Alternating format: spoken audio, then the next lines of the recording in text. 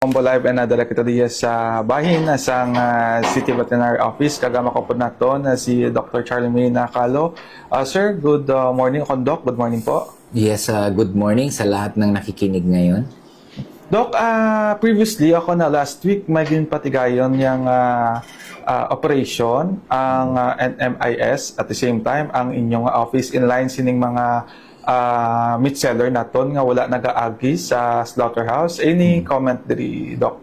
Okay, yes, it was spearheaded by the Region 12 NMIS under the team leader of Mr. Renen Perbilio, the meat inspector. No? So, nag-conduct talaga sila ng inspection, particularly sa Barrio 6 yun, no?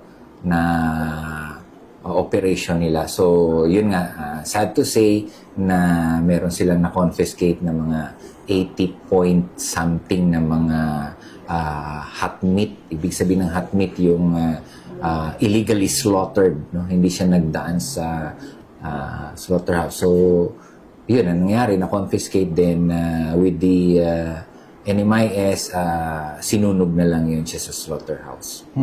Pero as to the penalty, sir, sa inyo nga talatapan sa City Vet, just in case kung mayroon ka mo na monitor nga wala mang ginagaagi sa slaughterhouse, ano may mga penalties lang nga ginaatag sa ila, sir? Okay, ano magiging sistema nito? So first, ang ating Meat Inspection Division, nagkakandak man din ng post-abat, no? Yung katulad ng ginagawa ng NMIS.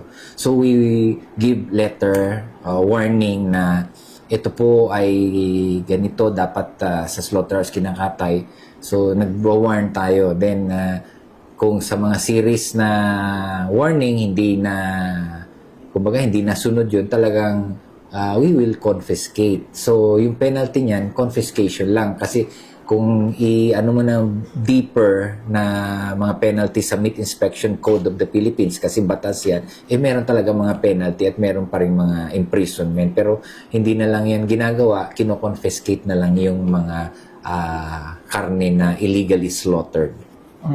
And then, sir, in line sa atong sinibala Japon nga mga nagadispose o nagabaliga sa mga meats o karne, ano ang standard when it comes sa suga, sir?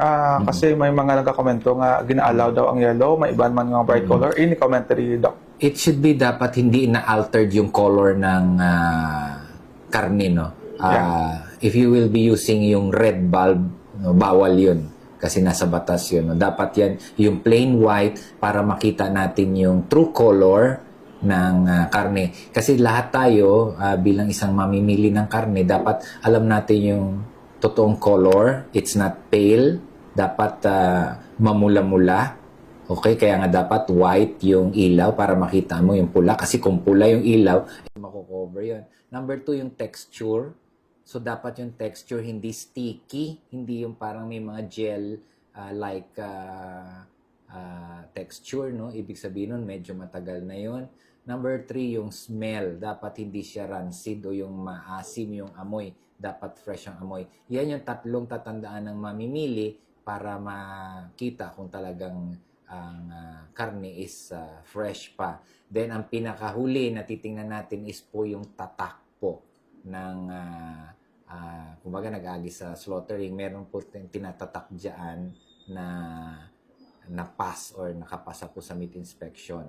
Then, yung kanilang pwesto, dapat meron silang nilalagay na meat inspection certificate, dated ng araw din yon, then signed by the meat inspectors. Kasi pag wala yon, ibig sabihin hindi sila nagpakatay sa slaughterhouse. So, titingnan nyo yan. Importante kasi sa isang mamimili na dapat ang binibili natin safe for human consumption. Hindi natin pwedeng bilhin yung may mga diferensya kasi posible tayong magkasakit or may mga mikrobyo tayong ma-acquire na pwede natin mauwi sa diarrhea. So, ayaw natin mangyari yan. Additional question na, Doc. Sa inyo nga talatapan, paano nyo ginabantayan ang mga illegal nga mga slaughter naton o kung ng backyard slaughtering diri sa aton nga syudad, Doc? So, we have our own post-abat, ang team natin sa meat inspection headed by Dr.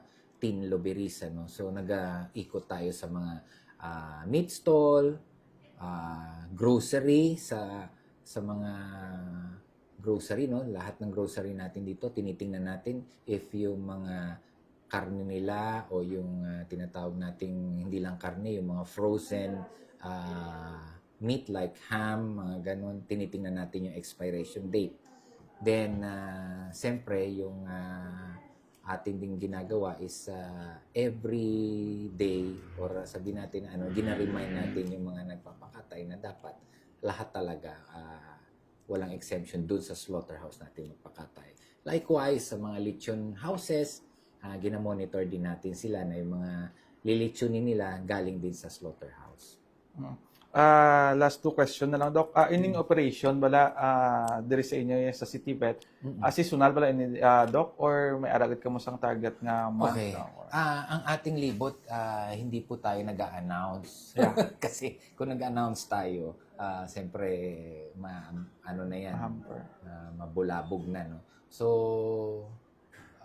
every now and then, nag-inspect kami. Lalo na pag alam namin na mayroong mga illegally slaughter dyan, talagang pinupuntahan ng team natin.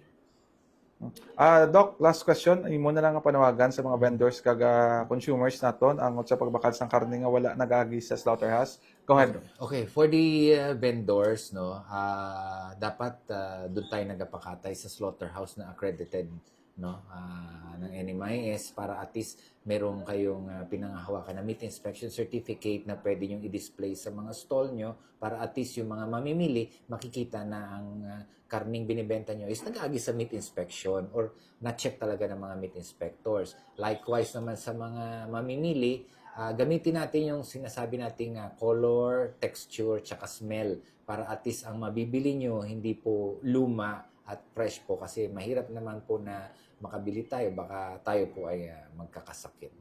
With that, Doc, madaming salamat ka. Good morning po.